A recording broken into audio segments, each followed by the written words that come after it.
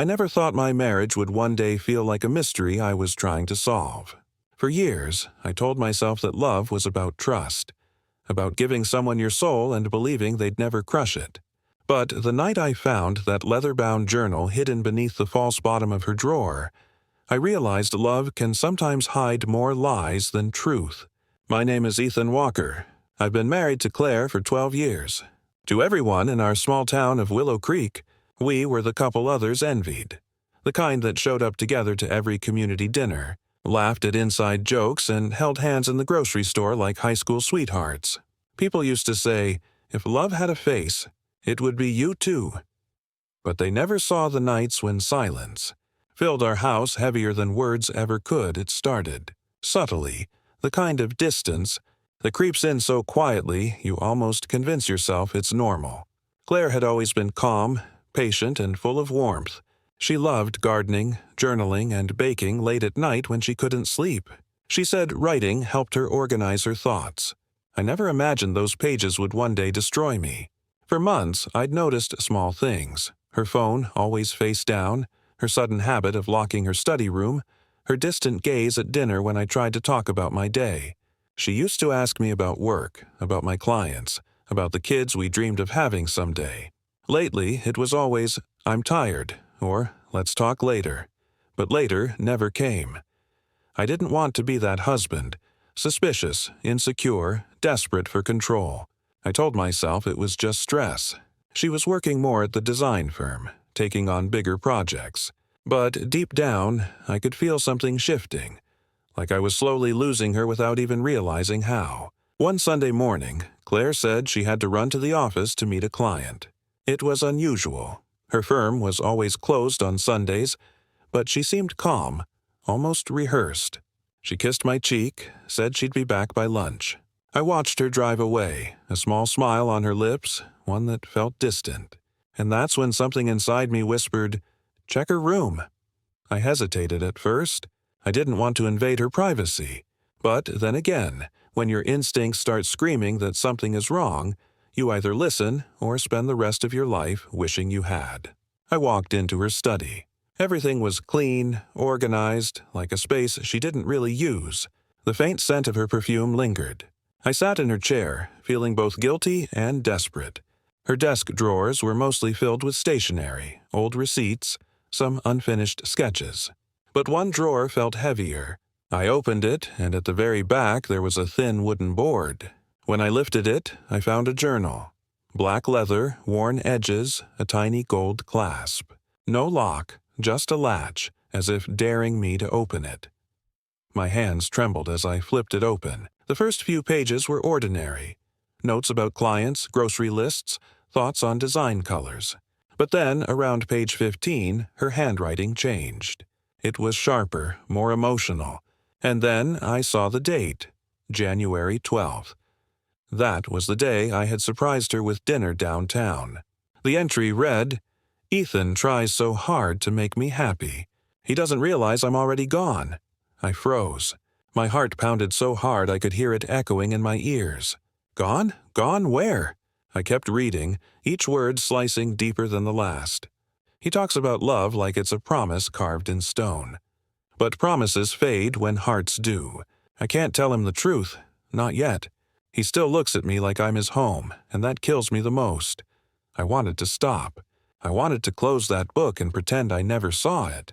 But pain has a way of dragging you in, of whispering that you need to know everything, even if it destroys you. I turned the page. I met someone at the firm. His name is Daniel. He listens. He sees me. He doesn't fill the silence with advice. He just understands. That was the first time I saw his name. Daniel. A coworker I'd heard her mention once, casually, like it meant nothing. But reading it there between confessions and guilt made my chest burn. I felt my throat tighten as I read her next words. It wasn't supposed to happen. But it did. The way he touched my hand when we worked late, it felt like remembering what warmth was supposed to feel like. I slammed the book shut, breathing heavily. My mind went blank. My wife, my Claire, had written this. She was writing about another man, about feelings she never shared with me. I sat there for what felt like hours. the journal in my lap, my whole world spinning. Then curiosity, or madness, made me open it again. I needed to know if it was just emotional, or if it had gone further. Tonight I kissed him. I thought guilt would come rushing in, but it didn't. Only peace. Ethan's face flashed before my eyes, and for a second I hated myself. But then Daniel whispered, "You deserve to feel alive." And I believed him. That was it. My heart broke so quietly I almost didn't hear it. I put the journal back, exactly where it was, careful not to leave any trace. Then I sat in her chair, staring at the empty wall, trying to breathe. When she came home that afternoon, she smiled like nothing had happened. She kissed my forehead, asked if I wanted coffee. I looked into her eyes, the same eyes I once thought I could read like a map, and saw a stranger. But I didn't confront her, not yet, because I needed to know how deep this went. The next few days felt like living two lives.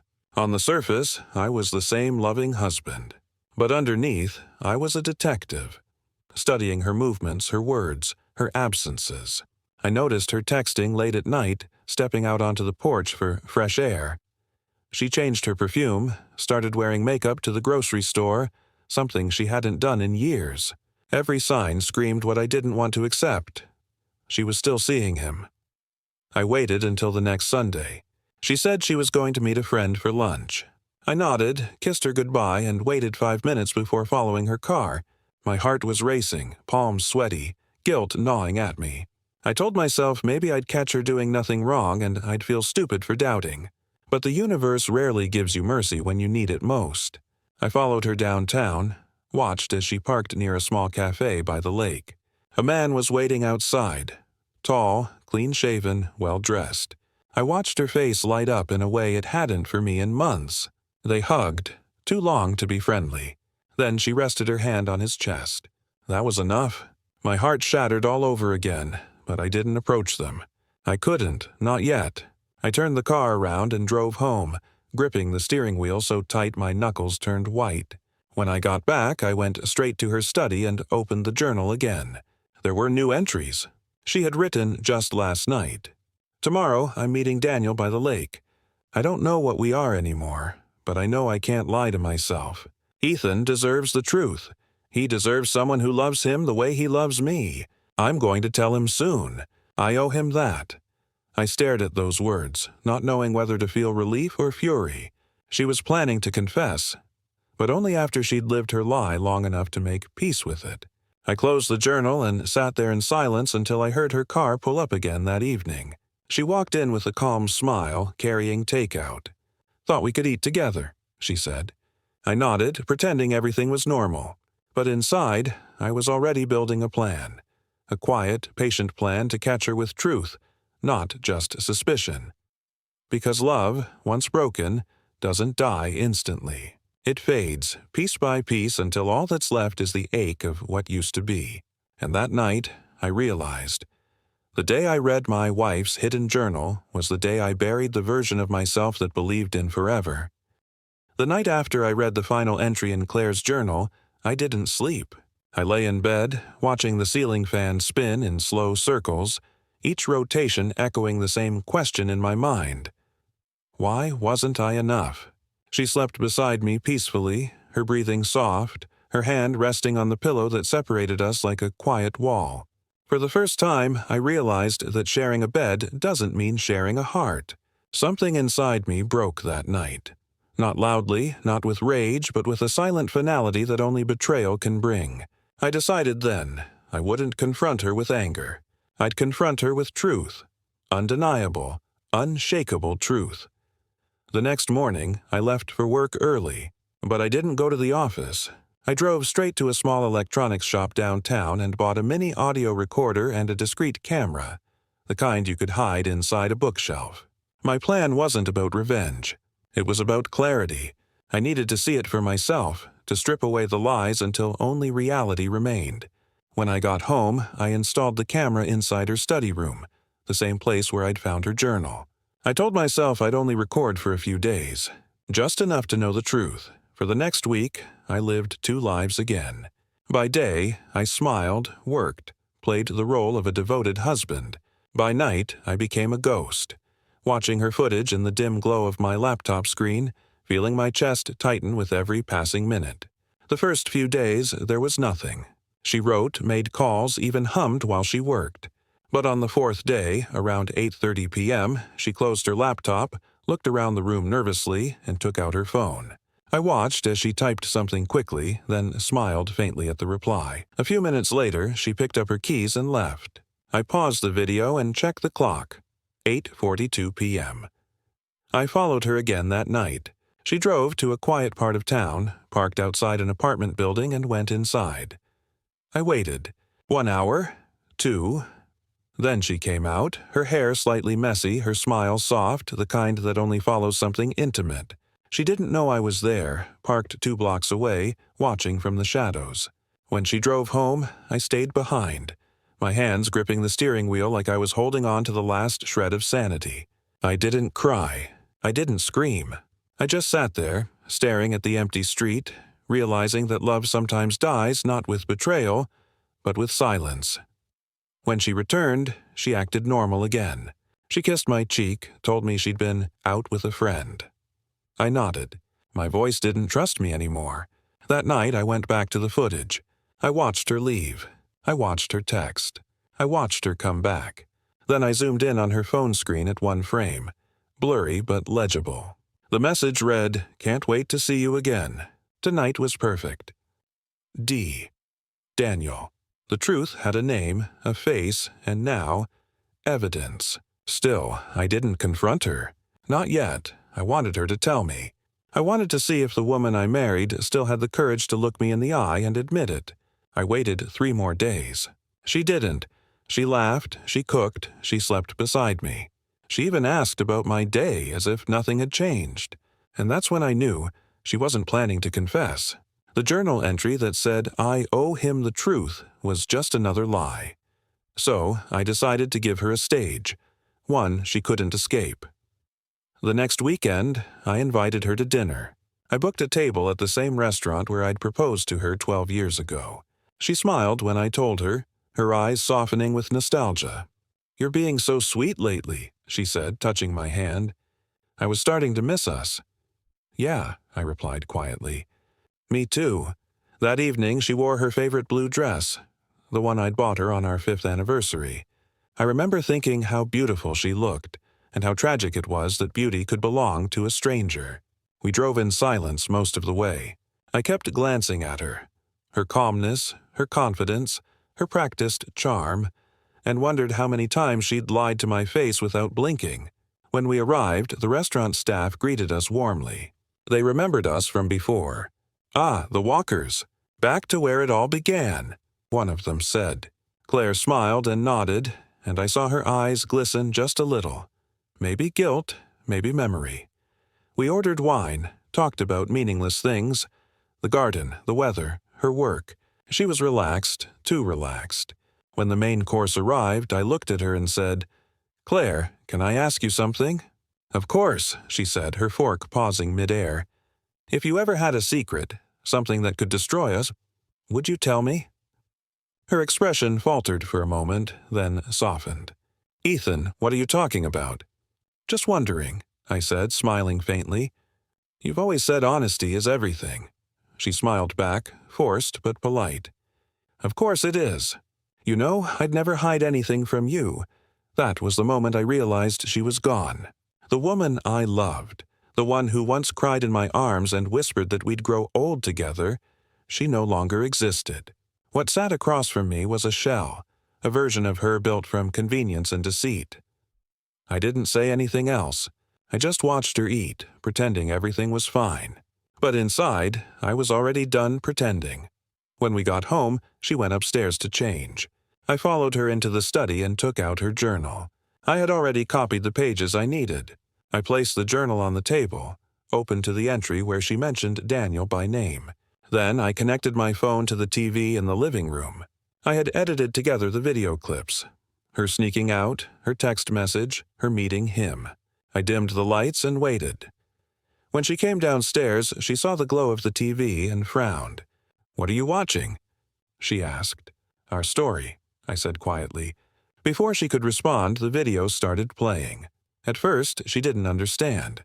Then she saw herself on the screen, leaving the house, meeting Daniel, laughing, touching his hand. Her face turned pale. "Ethan, what is this?" she whispered. I looked at her, my voice calm but hollow.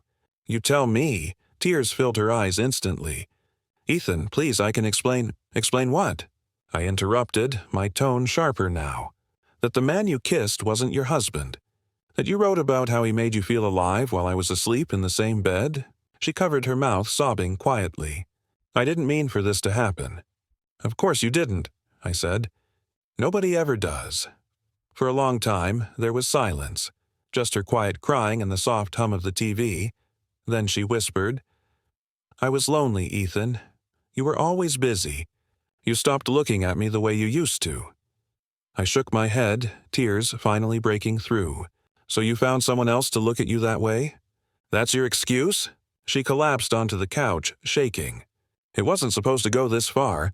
I wanted to tell you. I swear I did." I picked up the journal and threw it on the table. "You did tell me, Claire. Every word is right here." She stared at it, frozen. Then she whispered, "You read it." "I read every word," I said coldly. "Every lie. Every confession." She looked away, ashamed. For the first time, she had nothing left to hide behind. I sat down across from her, exhausted. "I don't even hate you," I said quietly. "I just wish you'd loved me enough to be honest before killing what we had." We didn't speak for a long time. Eventually, she whispered, "What now?" I stood up, walked to the door, and said, "Now you live with the truth you buried." I left that night. I drove aimlessly through the rain, the city lights blurring through my windshield. At one red light, I looked at my reflection in the rearview mirror. Tired, broken, older. I realized I'd spent so long trying to build a perfect life that I ignored the cracks forming right under me. The next morning, she called. I didn't answer. She texted, begged to talk, to explain again. But there was nothing left to explain. Sometimes closure isn't a conversation. It's the silence that follows after everything's been said. Weeks passed. The papers were signed. She moved out quietly, leaving behind her clothes, her perfume, her empty promises. I kept the journal, not as a reminder of pain, but as proof of survival. Every scar, every word, every betrayal, it all became part of who I was now. Months later, I sat by the same lake where I'd once followed her. The water was calm, reflecting the gray sky. I opened the journal one last time and tore out the last page. I wrote my own words beneath hers. "You taught me that love without truth is just pretending. And I'm done pretending." Then I closed the journal and tossed it into the water. It sank slowly, swallowed by ripples until it was gone, and for the first time in a long time, I felt free.